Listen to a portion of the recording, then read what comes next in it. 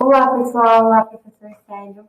Vou fazer uma breve introdução sobre o trabalho de hoje. Conhecimento e interdisciplinariedade, o saber como intencionalização da prática. Então, o grupo é composto por mim, Giovana, Letícia, Ana Clara e Vitória. E a gente vai dar uma explicada sobre o que o autor Antônio Joaquim Severino comentou nesse artigo que ele publicou. Bom, a grande questão aqui é entender a educação no mundo pós-moderno. Então, alguns estudiosos entendem que nós, seres humanos, vivemos uma nova era, a era pós-moderna, que é caracterizada pelo avanço tecnológico, pela globalização, pela diminuição das fronteiras.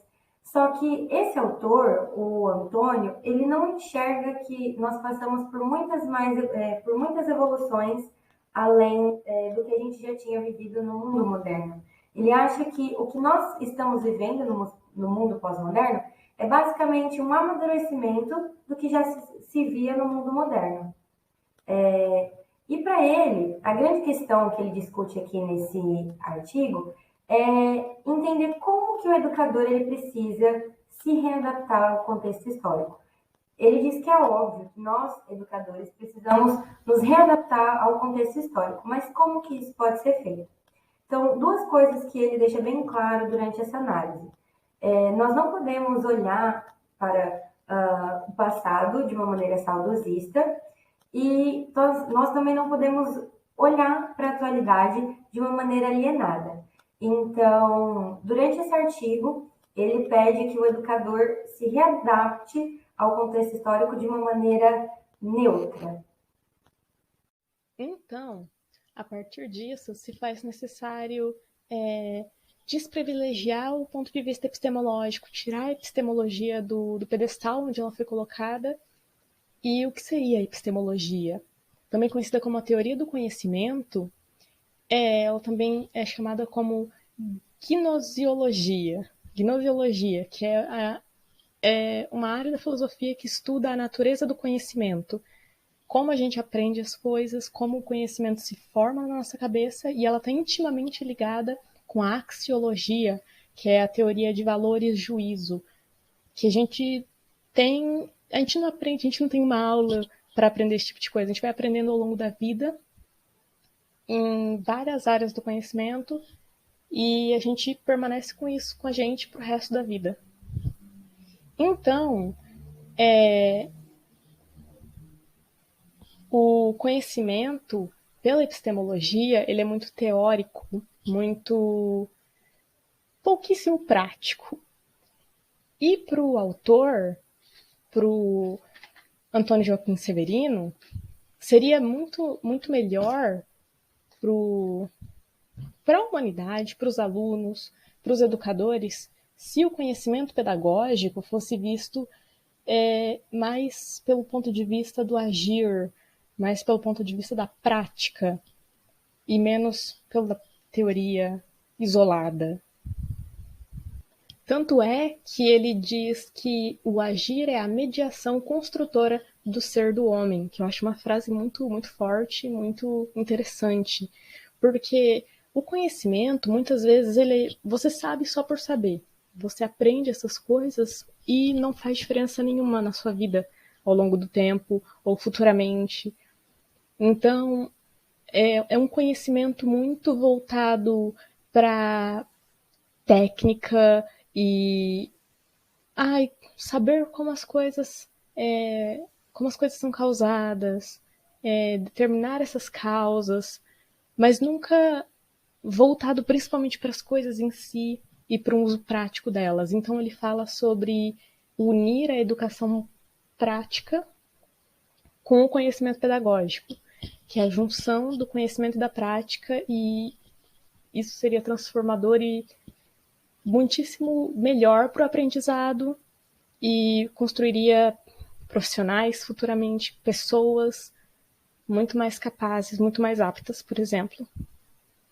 Olá, eu sou a Ana e eu vou falar sobre o saber é a estratégia da prática. Antes de mais nada, a gente precisa saber qual que é o lugar que o conhecimento ele vai ocupar, ele vai se fazer presente nas nossas vidas. A gente pode dizer que a essência do existir, de nós sermos, é a própria prática. E aí a gente pode ver que o significado de prática é o que se opõe ao teórico, né? Ele é algo que a gente realiza, é algo real. E a gente pode ver que eles são complementos um do outro. E a gente também pode ver que o conhecimento ele vai tender para o teórico. A gente tem como exemplo a nossa própria existência, a experiência humana ao longo de todo o tempo, né? Que é através dela que a gente consegue observar que é pela prática em que a história humana ela se faz, que a gente consegue construir o mundo à nossa volta. E aí a gente vai partir para outro ponto importante, que é sobre a consciência mais a prática do ser humano.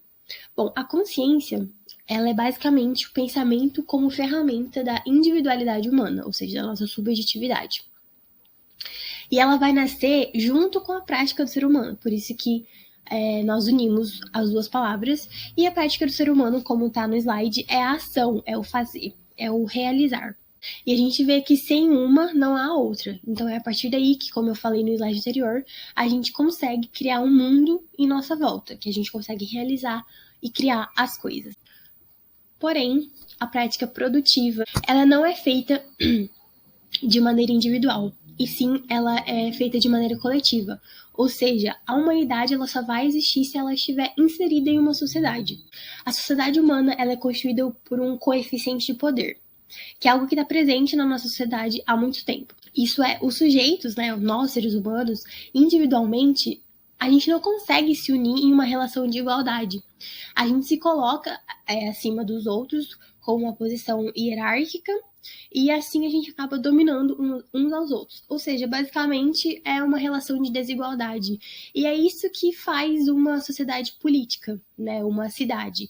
E isso a gente pode ver até os dias de hoje. E esse coeficiente, ele vai envolver indivíduos na esfera de poder. E em relação a isso que eu falei, sobre a gente sempre querer dominar e de todo esse mecanismo, a gente consegue ver que a prática humana, ela possui as suas especificidades.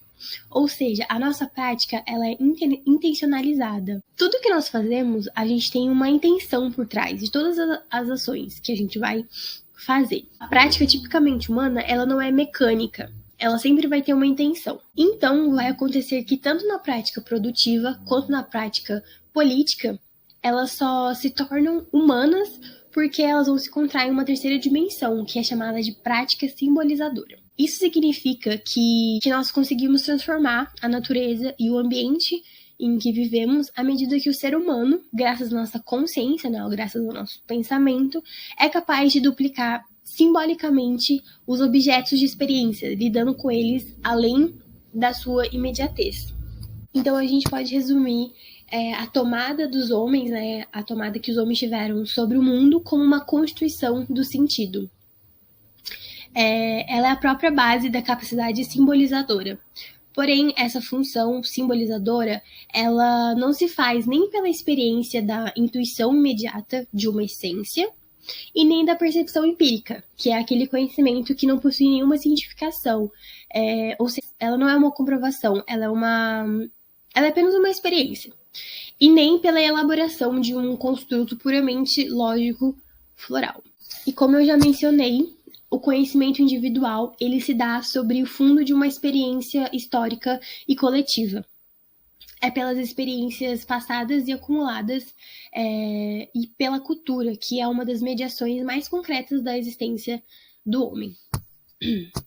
Então a gente pode dizer que a cultura, ela é o universo do saber, é onde o saber faz a sua morada. A existência humana, ela é um tríplice. Do trabalho, do universo do trabalho, da sociedade e da cultura.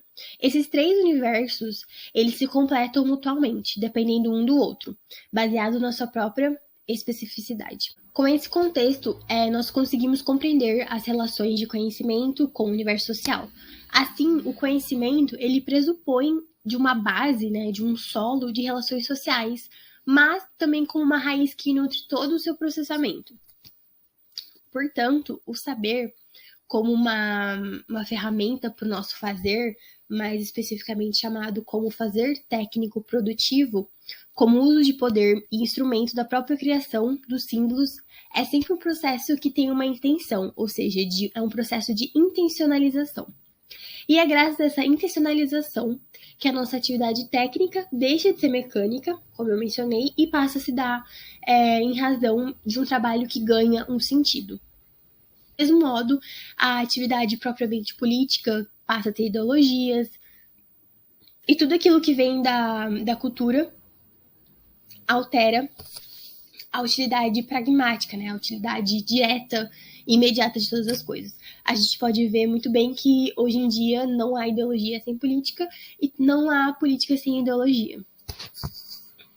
Continuando, eu escolhi como título desse slide: a educação tem muitas responsabilidades. Nessa parte do artigo, o Antônio, ele deixa bem claro que a educação tem que ser técnica e política. E nesse âmbito político, a educação tem que entender que ela não pode ser rígida ao extremo, e ela tem que fazer parte de um processo de humanização do ser humano. A gente sabe que a educação, além de ser um processo de socialização importante do ser humano, ela precisa agora também se vestir de um caráter humanista, entender o contexto social que cada ser humano vive e trazer aquilo para que a educação seja mais direta, tocante e humanizada.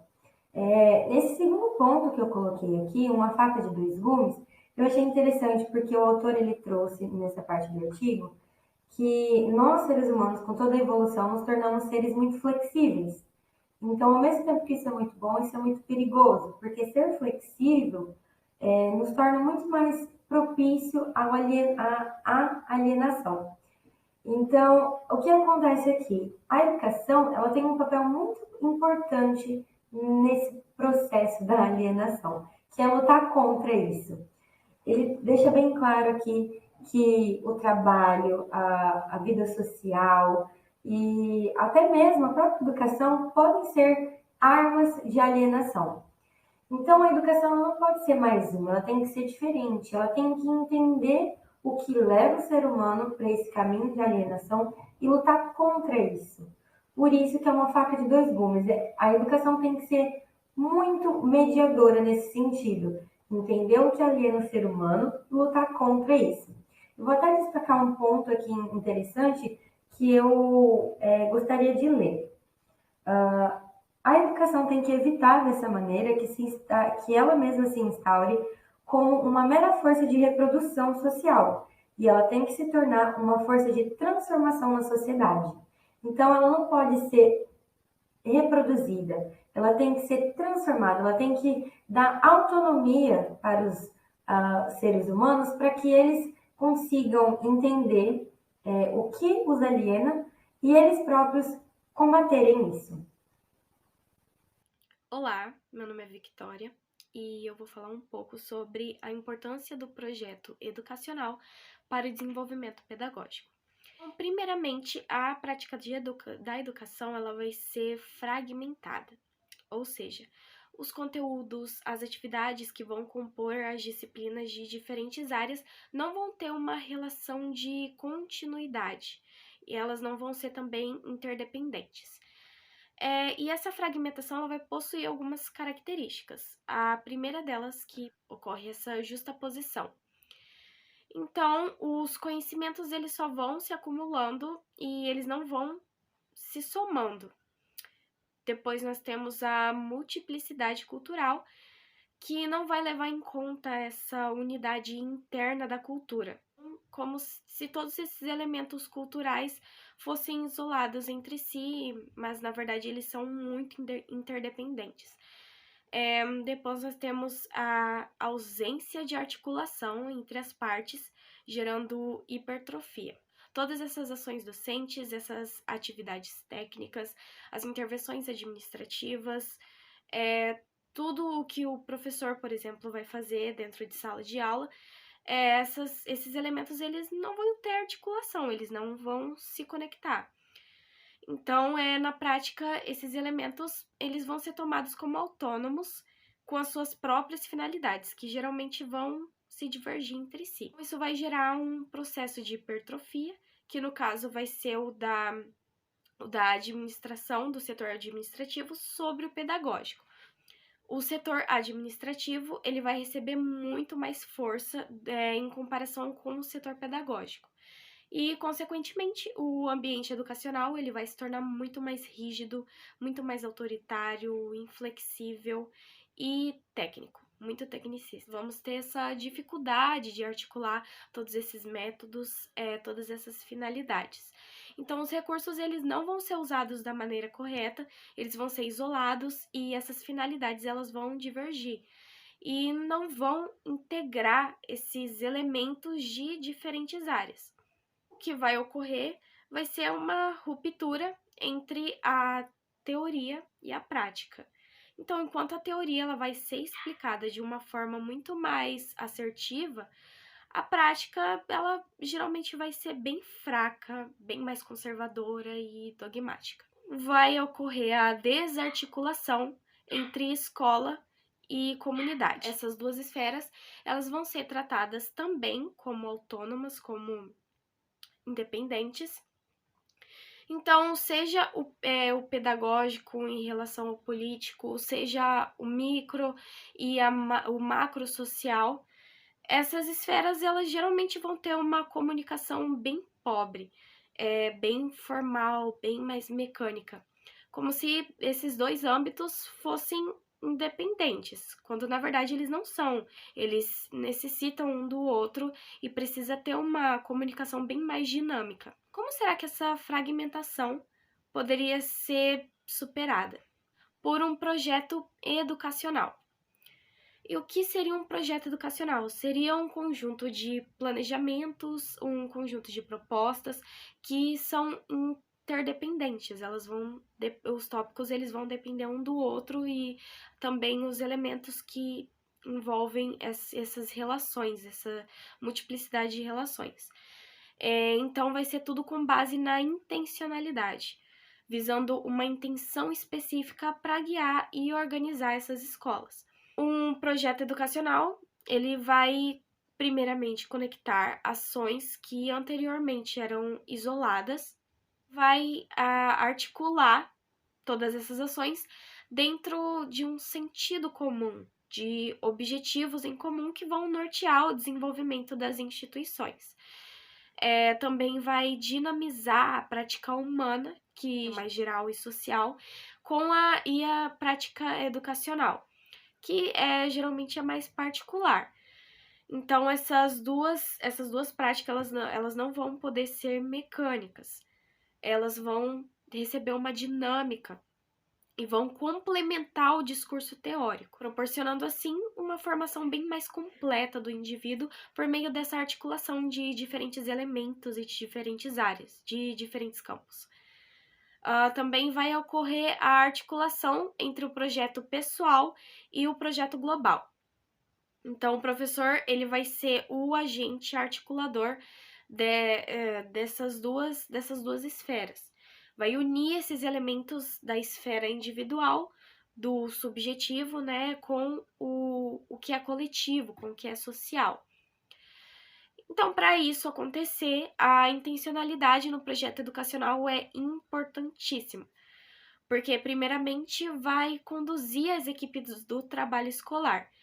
Por meio dessa intencionalidade, essas equipes de indivíduos vão passar a ser sujeitos bem mais coletivos. Então, vai fazer eles trabalharem, vai fazer eles pensarem por meio dessa coletividade, por meio do social, fazendo essa equipe sair da bolha da subjetividade para que eles possam compreender o outro, para que possam compreender a sociedade como um todo. Também vai eliminar conflitos por interesses pessoais.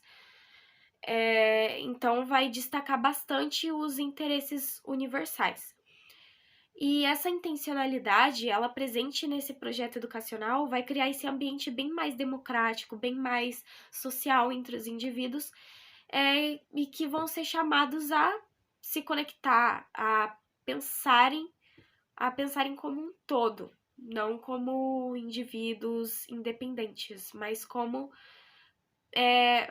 pessoas dentro de uma comunidade, dentro de uma relação que precisa dessa interdependência. E por fim, vai ocorrer a diluição dessa fragmentação. Então, quando realmente se vivencia essa intencionalidade, esses objetivos, vai gerar um ambiente escolar bem mais democrático e interconectado.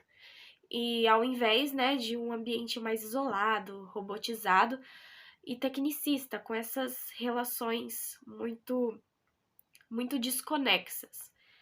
Então, um projeto educacional baseado nessa intencionalidade é vital para se alcançar a interdisciplinariedade. O saber também é muito fragmentado e fracionado também. Mesmo sendo muito complexo e poderoso, tanto como instrumento do fazer e do poder, muitas vezes ele acaba sendo visto como partes separadas, quando na verdade eles deveriam ser vistos, o saber, o conhecimento devia ser aprendido pela interdisciplinaridade como um todo, porque assim como o ser humano, que é um sujeito coletivo, como o Severino diz, o saber também é coletivo. Tem uma frase que diz que nenhum homem é uma ilha, e eu acredito que nenhum conhecimento é uma ilha também. Tudo que a gente sabe, tudo que a gente aprendeu, é como se fosse interligado com outros conhecimentos de outras áreas, como um grande intertexto, como a gente vê na semiótica, intertexto, contexto. Então, o saber, é fundamental que o saber seja também conectado, um conhecimento com o outro, e não como duas coisas que não têm nada a ver com outra, porque não é verdade. O conhecimento tem... Muitas vezes, quando a gente pensa numa coisa, por exemplo, num conteúdo específico, a gente acaba lembrando de um outro que parece muito de outra área do conhecimento, porque é comum, acredito eu, que o conhecimento ele não é singular e único, ele muitas vezes se relaciona com outros conhecimentos que estão fora daquela bolha, daquela área. Então ele diz que o fundamental no conhecimento é o processo de conhecer, é o processo de aprendizagem que tem que ser feito com uma construção histórica. Porque eu acredito muito na ideia de tábula rasa do Locke, que a gente nasce, o ser humano nasce limpo, como uma folha de papel em branco, nada escrito. E a gente vai aprendendo não como um conhecimento fracionado e individual e idílico, né? Idílico, mas como o conhecimento é como uma coxa de retalhos, eu acredito.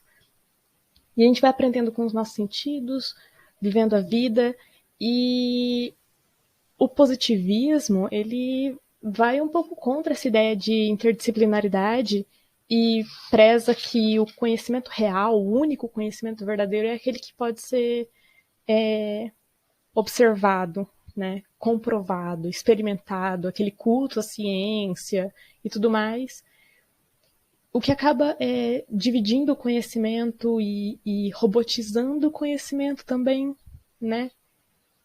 O que, assim, pode ser útil para a sociedade capitalista, mas não é muito útil para a humanidade como ser vivo, porque nem o ser humano funciona assim, robotizado, né? E separado das outras coisas. Então se faz necessário essa, que o Severino vai dizer, que é um rompimento das fronteiras entre as disciplinas. E, enfim, parar de olhar o conteúdo como uma coisa, como coisas completamente diferentes, quando na vida real, na prática, elas não são. E também ele fala sobre que a gente não deveria, que é o que o capitalismo mais quer, não é? Mas que a gente não deveria ter o conhecimento como puramente técnico-profissional, sempre visando um propósito específico e, enfim, para trabalho, para o emprego. O conhecimento é muito maior do que isso, né? Então, ele conclui dizendo que o homem só é formado efetivamente como humano quando é formado como cidadão, que são as relações que a gente estabelece dentro da sociedade com as outras pessoas, porque, novamente, o ser humano é um ser coletivo. Então, sem a sociedade, sem a cidadania, a gente continua sendo humano, continua sendo, assim, parte de alguma coisa, porque o que faz a gente humano é ser parte da humanidade, o que faz a gente diferente dos animais, dos outros animais, na verdade, né? Então, para essa formação do homem, a necessidade do projeto educacional, que aí ele vai ensinar o indivíduo a superar essa sua condição de indivíduo separado do mundo e também vai ajudar a sociedade a... meu cachorro. A sociedade a disponibilizar, a garantir a democracia para todas as pessoas que fazem parte desse amontoado de gente, nas suas relações sociais entre essas pessoas. E quase finalizando, outra questão que o autor Antônio coloca é sobre por qual caminho a educação deve seguir, pela multidisciplinariedade ou pela transdisciplinariedade. Primeiro, para entender a decisão do autor, por qual desses a educação deve optar, nós temos que entender qual que é a diferença entre os dois. O autor usa no texto uma analogia sobre uma equipe esportiva de futebol. Só que para explicar, eu decidi trazer outro tipo de analogia. Vamos pensar que a multidisciplinaridade é como se fosse massinha de 3 cores, aquelas massinhas que a gente usava para brincar quando criança. Azul, amarelo e vermelho. A multidisciplinaridade trata as matérias como se fossem massinhas separadas, entendeu? Nenhuma tem relação com a outra, mas todas são massinhas, só que nenhuma tem relação com a outra. A transdisciplinariedade aconteceria quando eu pego essas massinhas e começo a misturá-las. Mas eu não misturo tanto ao ponto de ficar tudo cinza, aquela cor estranha. Eu misturo ao ponto de conseguir ver, num bolo só de massinha, as cores azul, amarelo e vermelho. Então, a transdisciplinaridade é quando mais de uma matéria, por exemplo, a língua portuguesa com história, elas estão tratando do mesmo assunto em momentos semelhantes. Então, o autor decide que a educação ela deve seguir pela transdisciplinariedade, porque quando tem essa relação entre as matérias, o ensino é muito mais fluido e muito mais dinâmico para os seres humanos. Então, a ideia da transdisciplinaridade é quando matérias diferentes tratam do mesmo assunto em momentos iguais. Concluímos, então, que a educação, em seu total, na sua totalidade, ela é uma prática interdisciplinar, por ser a forma de passar toda a nossa existência. A interdisciplinaridade constitui o processo que deve levar do múltiplo ao uno, alguma única coisa. Então, o processo educativo, junto com seus processos epistemológicos, que é a teoria do conhecimento que analisa as relações entre o sujeito, do ser pensante, nós, e do objeto, que é algo inerte, e processos axiológicos, que é a teoria filosófica de valores, que designa ou possui caráter de um valor. Então, tudo isso vai se basear em uma multidisciplinaridade. Em relação às nossas condições e à complexidade da prática, vai se tornar necessário de múltiplas perspectivas e visões disseminadas pelas abordagens de várias ciências particulares. Porém, não se trata apenas de uma sobreposição de múltiplos saberes, de colocar um conhecimento sobre o outro. É preciso chegar na unidade na qual o todo vai se reconstituir como apanhado maior do que a soma das partes. Por isso, é necessário ser também a prática transdisciplinar. Bom, Transdisciplinaridade é uma síntese, né? Uma síntese articuladora de tantos elementos cognitivos e valorativos de uma realidade extremamente complexa, dada de uma experiência igualmente marcada pela complexidade.